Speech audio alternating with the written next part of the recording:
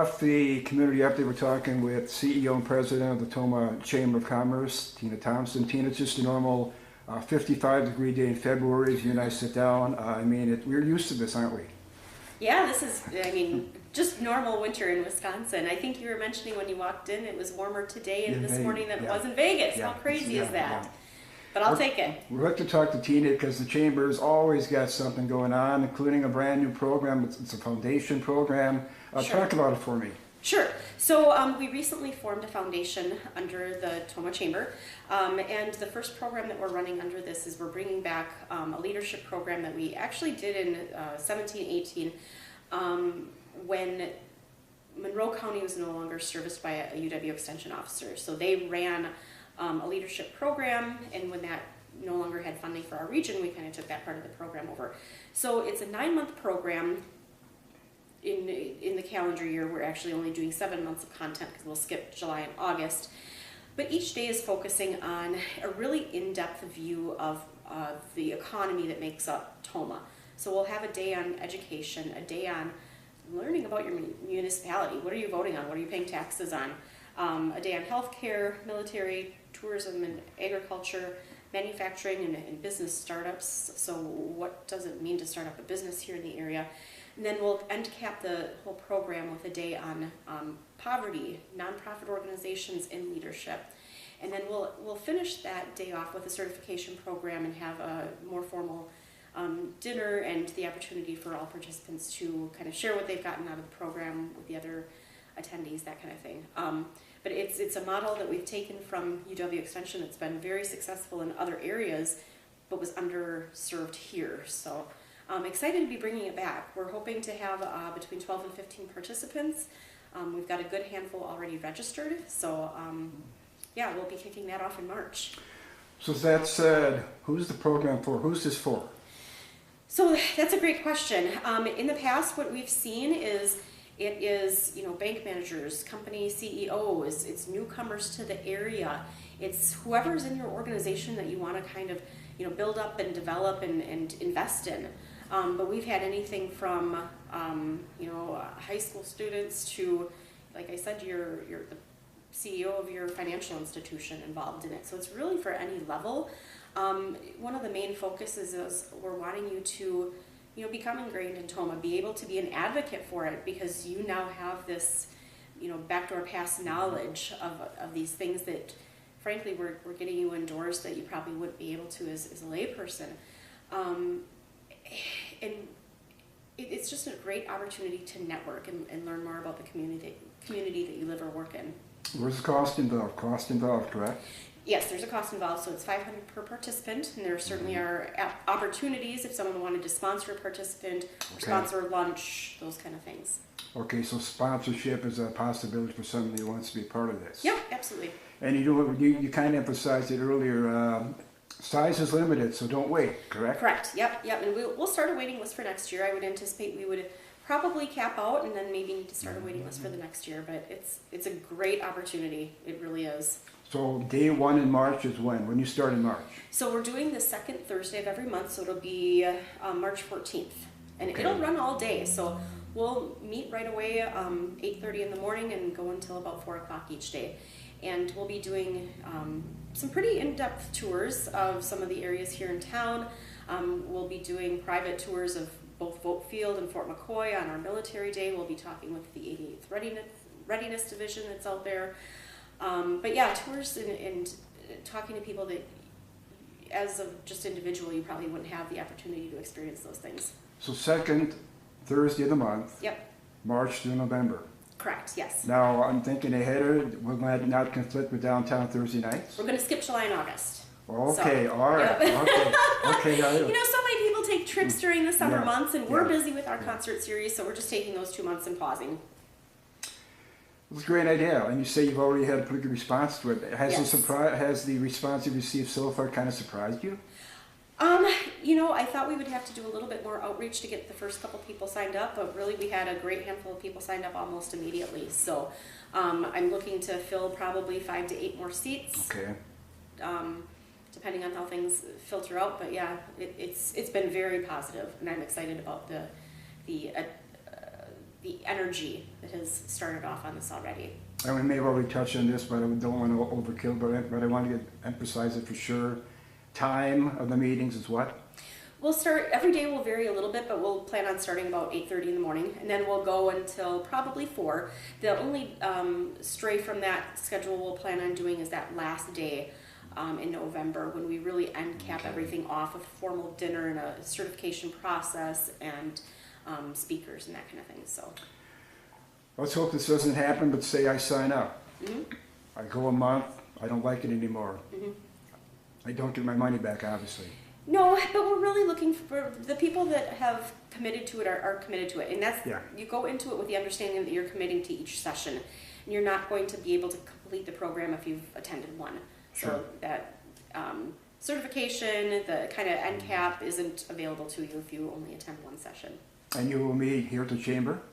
Nope, we're going to be meeting on site at various locations throughout the Okay. community. So So every once I day sign we'll have. up, I'll know where you're going to be. Yep. And every day that we have a session will be a different set of tours and presentations and conversations. All right, we've covered it a lot, I think, but if people still have questions, they get a hold of you, where do they go? The information's all on our website, tomahwisconsin.com. So if they go under Explore, they'll see the Chamber Foundation Leadership Program. Deadline to sign up? Early March, I would say. We're starting the program March 14th. So I would say sooner rather than later. We would still be able to fit you in probably a week prior. Mm-hmm. You might not have your leadership shirt quite yet, though. Right. Talking with Tina Thompson, CEO and President of the Tomah Chamber. Tina, I'm sure people have noticed it, but if they haven't, brand new banners within the last 4 or 5 months on Superior Avenue, right? Yes, yep. The old ones were getting a little faded, so we worked with Greg Zingler out at Zingler Sign and Design, and he came up with a series of designs for us, so each one kind of rotates a little bit of a color and theme, and I just think they look very fresh and vibrant, and we're excited to be able to bring that to the downtown. Yeah, they all say a little bit something different, don't they? Yep, a growing community. We really wanted to emphasize this is a place where industry happens, family happens, this is home. So, yep. Typically, the chamber this time of year does not have a lot of ribbon cuttings, but you do have one coming up, right? We do, yep. So the 16th, we have a ribbon cutting at 11 o'clock, and that's at Mobile Health Partners, which is at 1115 North Superior in that strip with Edward Jones, the Jeremy Hahn office. So, excited to have them in our community, and we'll be doing that ribbon cutting, and there'll be an open house to follow. So you can find more on our Facebook page for that. As we sit down early in 2024, how many chamber members do you have right now? About 340, I want to say. And how would that compare to, say, a year ago? Definitely up. Yep, we continue to grow every year, which is fantastic, and I think it's just a testament to people in this community wanting to reinvest and wanting growth and wanting to support one another, and certainly a chamber membership is one way to do that. But I think it's wanting to connect with the community and be part of something larger when you have your business here. So. All right, little gap between now and when downtown Thursday night starts. So what keeps the chamber busy this time of year in February? February is actually one of our bigger months. January, February, we gear up for our annual banquet, which will be it's always the last Monday in February. Touch on that, yes. So, it's like planning a wedding for 300 to 400 of your closest business associates every year. So we typically sell out at between 350, 400 people. We're anticipating similar numbers along those lines again this year. We'll be at Cranberry Country Lodge, but we have fantastic entertainment. I've seen the menu. That looks amazing as well. So we actually just met last week, under a week ago here, to have a committee meeting and go through all of the award nominations.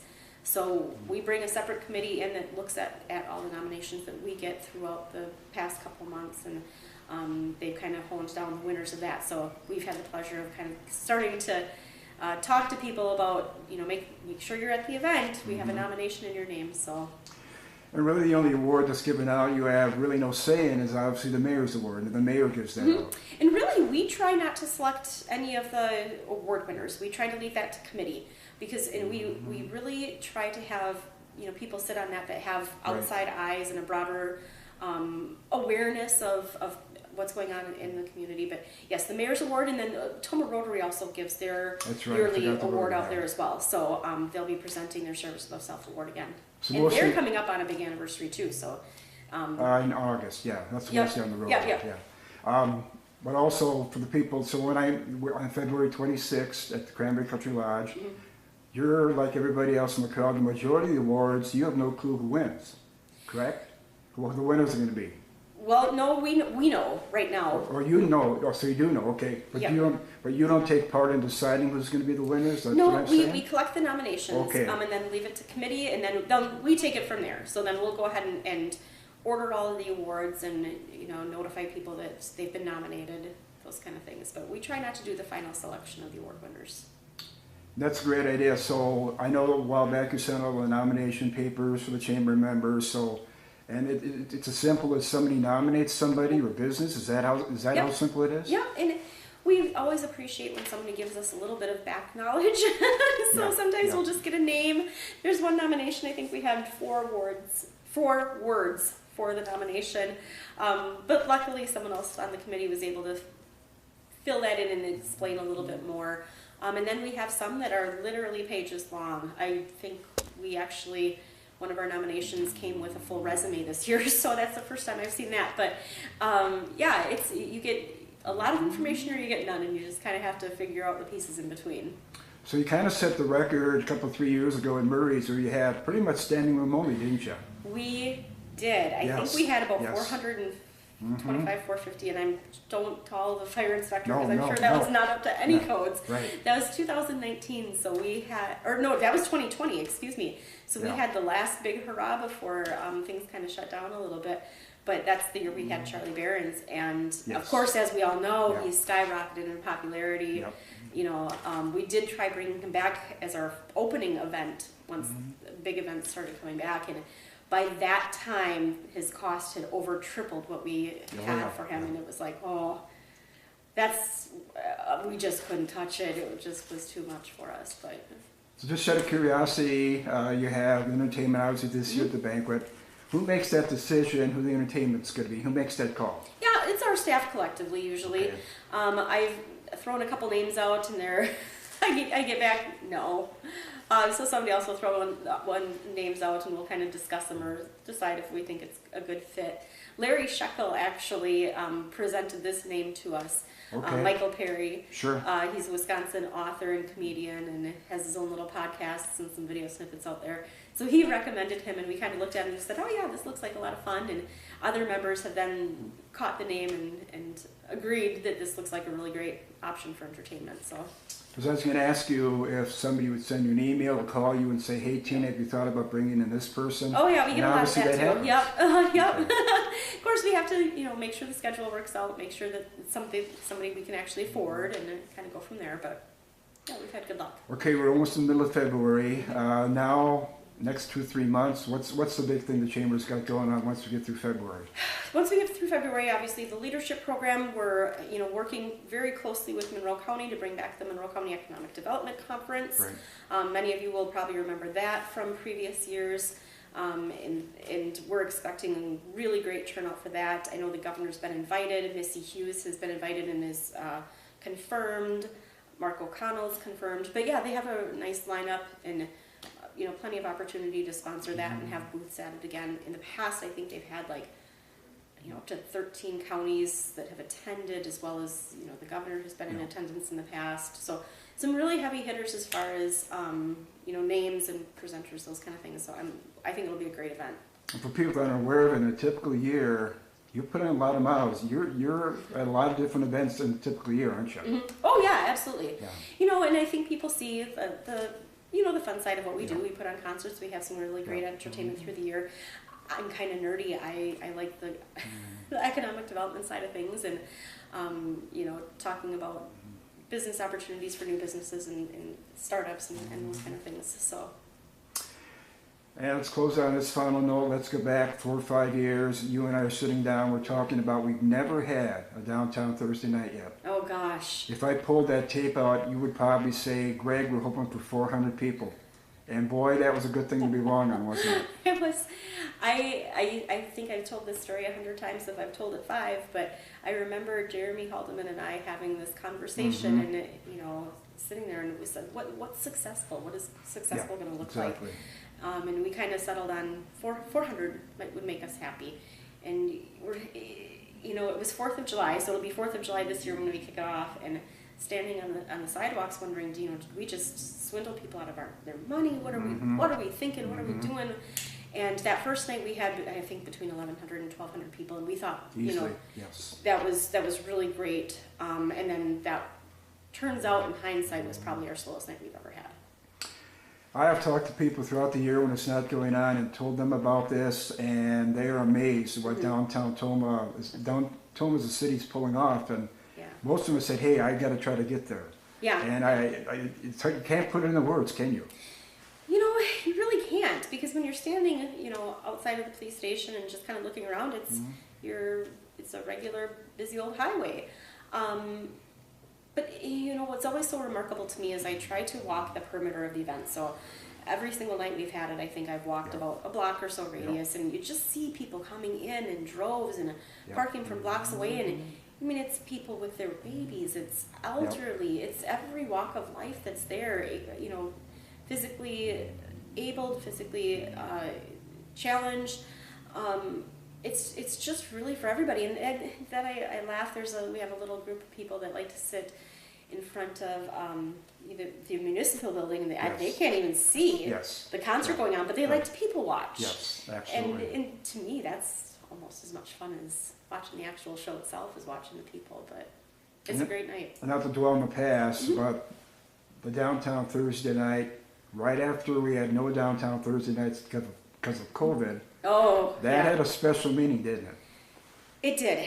It really did. And we were not sure exactly how people would, respond or feel, but we felt strongly it's time to bring entertainment back. It's time to get together. It's time to kind of lead the way as far as being comfortable with events. So, 2020 was a really, really hard pill for me to swallow in canceling the series. But you do what you can with what you have at the time. So.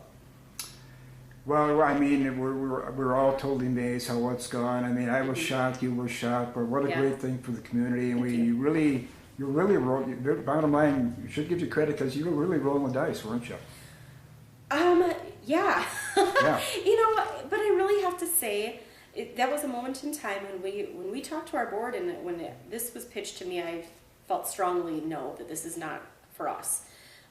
So when downtown Thursday night was first brought up, you said no. I said no several times. It would not work, huh? Yep. No. Wow. No. Wow. And so we kind of kept getting pressed with it, and thank God for Shay Gillick at the time pushed me and said, take it to the board. So I took it to the board, and they said, yeah, we want to do this. And I said, okay, I will do it. But I want every one of you buying into this. And everyone did. And to everybody else's credit, once we were all in, but it was really due to all the sponsorships that stepped up, because we can't do it without a budget and without that support and without that buy-in from people. But it was really the sponsors and our board that had foresight and oomph behind it. And as we sit down in the middle of February, I would imagine it's not too early to be a sponsor for this, is it? Nope. Those opportunities will just be are opening up now. Sure. Anyone can call us and have that conversation at any time. We're waiting on one band to sign on the dotted line, and then we'll be able to announce our lineup. So that's super exciting. I'm not going. I think people know what I'm talking about. They can pretty much. I'm feeling there's one band in particular coming back for sure, but I'm going to leave it at that. Yeah. I'm going to leave it at that, but I think everybody knows what I'm talking about. Sure. Yep. We like to close out our season with the same band every year, so that's been and we've had a contract with them for this particular night for the last, I think, 2 to 3 years. So they were kind enough to kind of say, hey, we'll extend the same rates to you if you want to book us for these many years in advance. So can I assume the longer downtown Thursday night is gone, it gets tougher and tougher every year to pick who's coming? Absolutely. I would think it's got to, yeah. It's just crazy. There's such a wild amount of talent out there, and I've said this a handful of times, is, when we were originally pitched with this idea, from the event planner that pitched pitched it to us, we have a booking agent that does all that. Sure, I don't sure. know anything about bands or sound or any Absolutely. of those logistics, so they Yep. figure out all of that. And what we try to do is find nationally touring bands that are coming through our area on the way to bigger gigs for a Friday or Saturday night. So Thursday night just happens to land where we can get them at, probably a little bit of a reduced rate. They're coming through the area. They get to knock off another job on the way to something bigger. So it works out really nice. But Yeah, and variety comes into play, Crazy. from country to Yep. hard rock to Yep. a lot of variety, and that's what makes it special, I think. Yeah, absolutely. And it's just such a great amount of talent out there. Now, has everyone been a home run? No, we've had a No, couple yeah, bumps, but yeah. but for the most part, there's an incredible amount of talent we've been able to secure. Tina, I really appreciate you doing this on very short notice. I know you had a lot on your plate today, but thank you for updating us on what's going on, and we'll hopefully see you at the banquet the other month. Thank you so much. Thank you for the opportunity, Greg.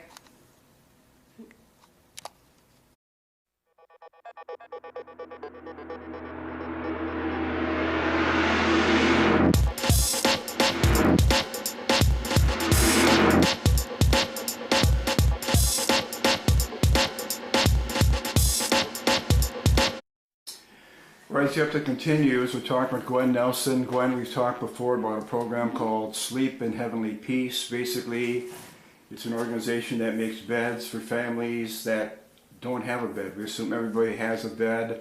You just went through 40 beds recently, but you've run out of beds, and you have, at the end of this month, end of February, another building need coming up, right? Yes, February 24th, we're doing another bed build out at the Gold Building at the fairgrounds. As you can see, we're pretty much stocked with pillows, and we have sheets, and we're working on blankets and quilts for these beds. Primarily, we need help right now. Last year we built 40 beds. By the beginning of November, we had them all allocated out, and they are gone. We have empty space here in our storage area, and we'd like to fill it up. We're trying to do 50 beds this year. So we're looking for help on February 24th. What's the time out at Recreation Park? We start about 9 o'clock. They can go and sign up at shp.org, and that will take you into the volunteer position. You scroll down to that, you scroll down, and you must go into start. When you hit the start, it will take you into requesting which chapter you would like to be in. You need to go to the Portage chapter. We are a satellite of the Portage chapter. So once you hit the volunteer, go to start, enter Portage, and that'll give you time frames. You can work 2 hours, you can work 4 hours. We start at 9 o'clock, and we're usually done by 2. It's amazing when you get people there to help. We have the sanding, the drilling, the dipping, the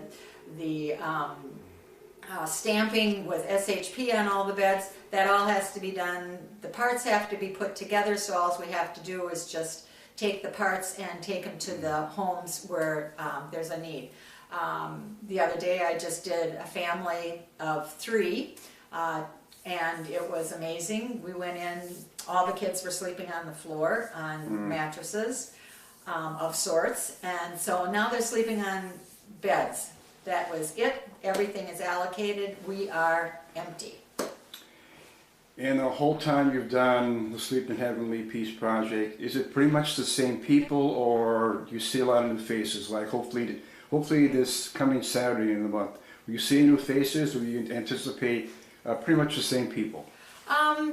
We have the Walmart distribution that really steps up and sends quite a few people, which is really great. But there again, they're different people that come every year as they do volunteer hours throughout the community as part of their job description. We also have had people come from Quick Trip. Last year we had the Challenge Academy. I'm hoping we'll be able to get them again this year. I know it's kind of tight because they're just getting back into school. So we may or may not be able to get them. So I'm looking for between 80 and 100 people to come throughout the morning, starting at 9 o'clock and ending at 2 o'clock. And I've had the privilege to videotape some of this, and it's really people of all ages, isn't it?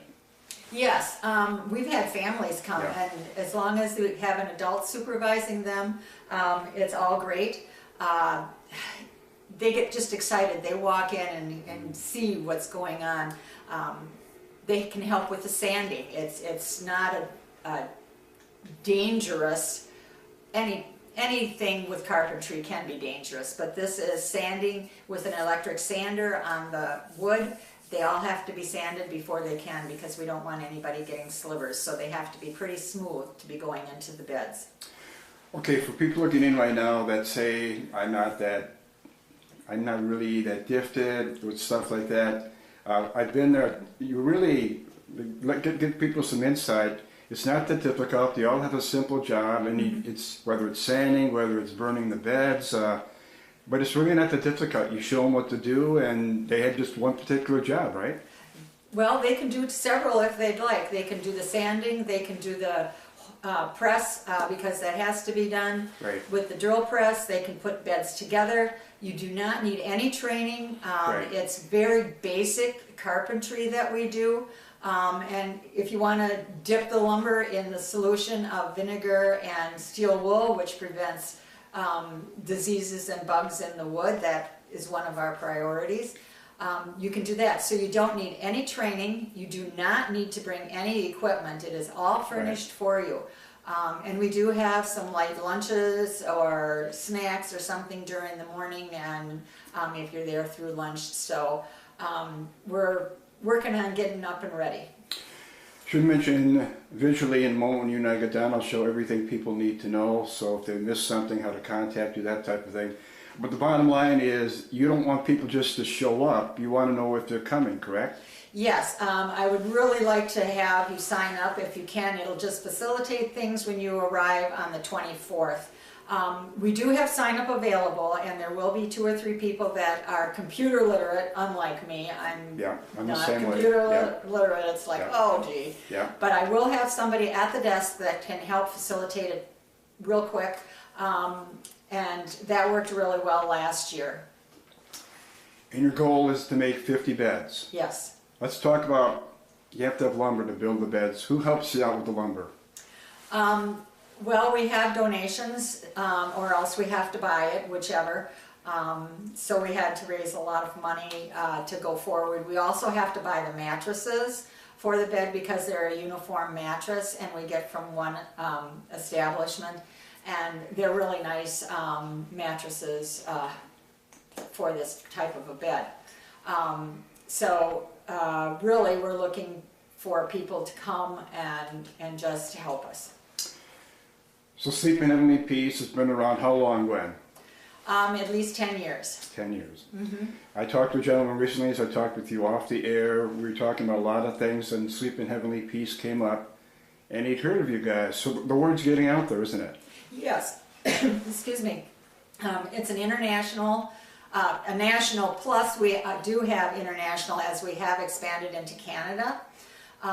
Organizations throughout the United States, which is really great. I know in Wisconsin last year they did over 1,000 beds out to kids throughout Wisconsin. You hope to make at least 50 beds the end of February, as we'll show them visually in a moment out of Recreation Park. At this point, just before the end of the month, do we know how many of these 50 beds will already be spoke for before we even made? Right now I have a possibility of 3 that are spoken for that are leftovers from last year. But I am truly hoping that families will apply. Right now you may get a note saying we are out of beds, which we are. But after the 24th we will get in gear again, so you can go ahead and apply. You'll be first on the list to get beds. And we have everything, like I said, we have the pillows. In another room we have blankets and sheets sets that go on, and all of our blankets, I am so thankful for, are made by local churches and various individuals that have donated the quilts for the for the twin size bed.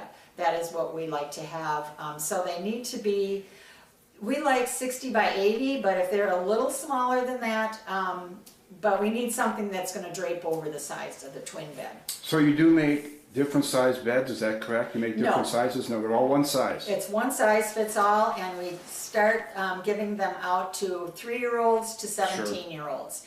So a 3-year-old can sleep in a regular bed, and we are able to make it a little higher off the ground or just keep it a little bit lower for the little one. And the parents can change it as the child gets older.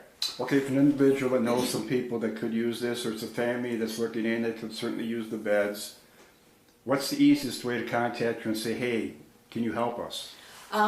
They do not need to contact me personally, although they can. I'm more than willing to help. They can go to shpbeds.org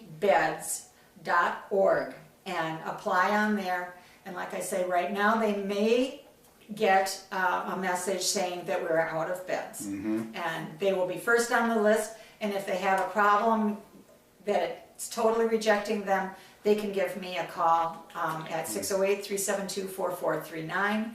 And I will see what I can do, because sometimes the zip codes are wacky and we've had a little issue with that. But we got it straightened out, I think, pretty much. Yeah, we'll have that on visual. We'll show everything people need to know in a moment, your phone number, who to contact, that type of thing. As we wrap it up, Gwen, it's a scary world here in 2024 when the average person thinks everybody in the world, everybody in this area has a bed, and they don't. And it's scary to think, we all just assume, but there are a lot of people that are very grateful for you guys, aren't they? Yes, SHP, like I said, has delivered over 1,000 beds Yeah. in Wisconsin this last year. And we are very grateful that we can get this started here in the Monroe County. Yeah. All funds that come in stay in Monroe County. They go to Monroe County children. We stretch from Cashton to Warrens to Sparta, Tomah. We have even stepped over into Camp Douglas a little bit because they are part of our school district. But we stretch out throughout Monroe County, so if you're out there and you know of a family that is in need, please apply. We are more than happy. And if we need to do another build in the fall, that would be great also. We mentioned Sleep in Heavenly Peace earlier as far as the material you need to make the beds. It has to be purchased. So how do you do it through fundraising? Is that how you come up with the money? Is that your main source of income, fundraising, Glenn? Yes, we apply. There are some individuals that have graciously sent us funds for this, as well as to foundations. We've applied to foundations, and we've applied to businesses who we don't know about their backstage foundation. And they have also generously donated. So we are still looking for some funds as time goes down, because wood gets more expensive, mattresses get more expensive. So we're still looking for some funding. But for the most part today, I am asking for help. If you can go in and sign up at shp.org, go to volunteers and hit the start button and sign up. If people still have some questions about Sleep in Heavenly Peace, in today's world, you can Google it in and it'll tell you everything you need to know, right? Yes, it'll give you what do we do, what the process is, where it started, who's involved, how many chapters there are. So it'll give you everything if you just go to shp.org.